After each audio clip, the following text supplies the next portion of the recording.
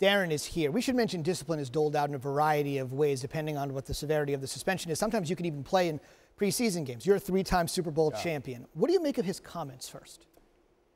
I totally understand it. I totally understand where he's coming from as far as family first, and that's what we preach in the locker room every single day. Family, keep everything inside the walls, and the organization will take care of you. You take care of the organization. I get it. And a guy, and one individual makes a mistake with drugs outside, street drugs, and then he's, ostracized outside of the organization. I totally understand that. I think the big problem is this, is that I understand it's, you get suspended, but there's a lot leading up to getting suspended. It's not one time, it's 2 times, 3 times, and then it's, 4 or 5 times is when you finally get that suspension. So that's the frustrating thing about it. I think the league needs to do a better job of keeping those players in-house that get suspended. They need to keep them in-house, get them counseling, help them as much as they can from an organization standpoint. But just to ostracize a guy, I totally agree with DeAngelo saying. Interesting. How would you modify the divide that exists? You have to pay the price and you have to be disciplined for breaking the rules. Yeah. But we want to make sure that when you come back,